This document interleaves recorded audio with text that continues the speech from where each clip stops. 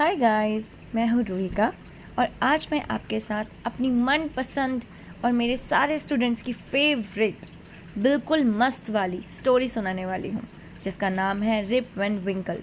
I know आप लोगों ने पढ़ ली होगी या हो सकता है आप लोग पढ़ रहे होंगे, बट दोबारा से इसे सुनेंगे ना तो और ज़्यादा अच्छा लगेगा। ये जो स्टोरी है वो रिप एंड विंकल के बारे में, जो बहुत अच्छे नेचर का है लेकिन बहुत आलसी है। वो क्या करता है, हिल्स में जाता है और वहाँ सो जाता है और उठता पता है कब है, 20 साल बाद। और 20 साल बाद उठकर जब वो अपने गांव पहुंचता है तो उसे दिखाई देता है कि बहुत सारी चीज़ें तो चेंज हो गई हैं। तो चलिए हम देखते हैं कि क्या क्या उसकी लाइफ में 20 साल बाद चेंज होता है और इतना लेज़ी कैसे है वो कि सोया ही रह गया। तो होना रेडी पढ़ने के लिए, तो चलो स्टार्ट करते हैं। Many years ago, at the foothills of the Catskill Mountain was a little village. In the village lived a simple, good-natured fellow named Rip Van Winkle. He was a kind neighbor, ready to help anyone. Everyone in the village liked him. The children of the village shouted with joy whenever they saw him because he played with them. He taught them to fly kites and shoot marble and told them long stories. बहुत साल पुरानी बात है। कास्किल के hills जो होते हैं, hills के पास जो ग्राउंड होता है वहाँ पर रहते हैं ये। वहाँ पर एक छोटा सा गांव होता है। उस गांव में एक सिंपल अच्छे नेचर का इंसान जिसका नाम है रिप वैन विंकल, वो रहते थे। वो बहुत दयालु नेबर थे, हमेशा हर किसी की हेल्प करने के लिए रेडी रहते थे। हर कोई इंसान उसे पसंद करता था। जो भी इंसान हेल्प करता है तो ऑब्वियसली उसको पसंद किया जाता है। उस गाँव के बच्चे जैसे ही रिप वैन विंकल को देखते थे तो चिल्लाने लगते थे, उसके साथ खेलते थे। वो उन्हें सिखाता था कि कैसे काइट्स को फ्लाई करते हैं, कैसे मार्बल से शूट करते हैं पानी के अंदर, और उन्हें बड़ी बड़ी स्टोरीज सुनाता था। The only problem with Rip was that he was very lazy. अब देखिए, जो इतना अच्छा होता है उसके साथ कोई ना कोई प्रॉब्लम, इतना अच्छा क्या, हर एक इंसान के साथ कोई ना कोई प्रॉब्लम ज़रूर होती है। उसके साथ भी थी कि वो बहुत लेज़ी था। He did no work on his own farm and just idled away his time. वो कोई काम नहीं करता था अपने फार्म में, बस नकारों की तरह पड़ा रहता था और अपना टाइम वेस्ट करता था। His fences were falling to pieces.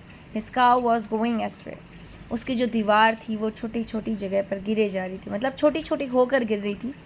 उसकी जो काव थी वो बिल्कुल ख़राब होते जा रहे थे। Weeds grew on his farms.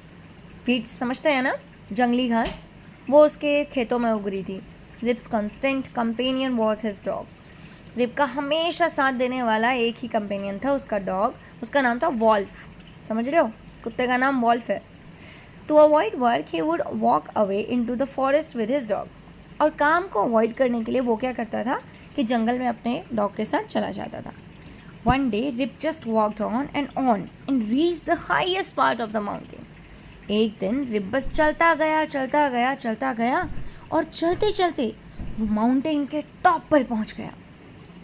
It was late in the afternoon when he reached there. दिन में काफ़ी लेट हो चुका था जब तक वो वहाँ पहुँचा। Tired after his long climb he lay down and began day dreaming. अब इतना ज़्यादा थक चुका था वो चल कर कि वो सो गया और दिन में ही सपने देखने लगा। It was soon evening and he realized it would be night by the time he reached his village. अब जल्दी ही शाम हो जाती है। वो उठता है, उसे रियलाइज़ होता है कि भाई अब तो रात होने वाली है, जल्दी जल्दी चलना पड़ेगा वरना लेट हो जाएगी। ये देखिए, ये हैं रिप एंड विंकल, जिन्हें बच्चे कितना पसंद करें। ये है उनका डॉग जिसका नाम है वॉल्फ। चलिए, suddenly he heard a voice calling out, Rip and Winkle, Rip and Winkle. He looked around and saw a short old man with thick hair and grizzled beard walking towards him with a barrel. अचानक से उसे एक आवाज़ आती है जो उसका नाम ले रहे होते हैं, रिप एंड विंकल, रिप एंड विंकल। वो अपने आसपास देखता है कि एक छोटा सा आदमी है जिसके मोटे मोटे से बाल हैं और बहुत बड़ी बड़ी सी दाढ़ी है। वो एक बैरल होता है जिसके अंदर कोई ड्रिंक डाली जाती है, ड्रम, उसके साथ आ रहे होते हैं। He made sign to help him carry the barrel. वो साइन दिखाता है कि भाई मेरी हेल्प करो इस बैरल को उठाने में। Rip hurried to help the stranger who caught his hand tightly. अब रिप को तो ये आदत होती है हेल्प करने की, वो जल्दी से जाता है स्ट्रेंजर की हेल्प करने के लिए। लेकिन स्ट्रेंजर उसका हाथ टाइटली पकड़ लेता है. Together they reached a place where there were some more odd looking men playing nine pins. अब वो लोग एक जगह पर पहुंचते हैं जहाँ पर बहुत सारे ओल्ड लोग खेल रहे होते हैं नाइन पिन्स के साथ. They were all dressed the same way and all of them had beard of various shapes and color. सबके सब सेम हाइट के थे. सबकी जो बियर्ड थी वो अलग अलग कलर्स की थी, अलग अलग शेप की थी. Even though they were playing a game, their faces was serious. अब वो लोग गेम खेल रहे हैं और गेम खेलते टाइम भी उनके फेसेस एकदम सीरियस बने हुए थे. And there was silence. और वहाँ पर एकदम चुप्पी थी. The only sound was the noise of balls. जो एक ही साउंड थी वो थी बॉल की, which echoed in the mountains like thunder. Echo means जब भी हम किसी खाली जगह पर कोई आवाज़ करते हैं तो वो 3 या 4 बार रिपीट आती है, क्योंकि किसी और चीज़ से टकराती नहीं है तो मतलब एब्जॉर्ब नहीं कर पाती कोई आवाज़, तो किसी चीज़ से टकराती है तो हमारे कानों पर ही वापस आने लगती है. तो ऐसे ही उनके साथ भी हो रहा होता है, इको आ रहा होता है बॉल्स का. As Rip and his companion reach them they stopped playing and started a Rip with fix scale. अब जैसे ही रिप और उसके कंपेनियन जिनके साथ वो उठाकर बैरल ला रहा था, वो लोग जब वहाँ पहुँचते हैं वो अपना गेम बंद कर देते हैं और रिप को एकदम देखते रहते हैं. Rip was really frightened. Rip एकदम डर जाता है. His companion emptied the contents of the barrel into glasses and made Rip drink it. अब उसके जो कंपेनियन होते हैं वो बोलते हैं कि ग्लासेस में अपने बैरल को खाली करते हैं और रिप को बोलते हैं कि आप पियो. Rip obeyed as he was trembling with fear. Rip मान जाता है क्योंकि वो तो डर से काँप रहा था. Since he was thirsty as drank a few more glasses and slowly fell into a deep sleep. अब क्योंकि वो थर्स्टी होता है यानी कि प्यासा होता है तो वो ज़्यादा पी लेता है जो भी उसे पीने के लिए दिया जाता है और एकदम डीप स्लीप सो जाता है. On waking up he found that he was at the place where he had first met the old man. जब वो उठता है तो उसे रियलाइज़ होता है कि भाई मैं तो उस जगह पर पहुंच गया हूँ जहाँ पर मैं उस ओल्ड मैन से मिला था. ही रब्ड हिज आइज.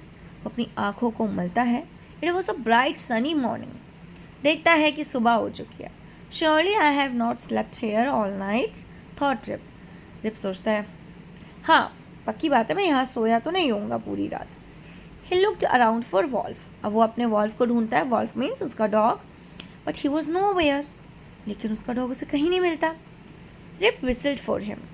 रिप उसको आवाज़ें लगाता है, Wolf, Wolf. He then shouted. वो चिल्लाता है. No dog was to be seen. कोई भी कुत्ता उसे नहीं दिखता. Where has the dog gone? वो सोचता है कि मेरा डॉग कहाँ गया.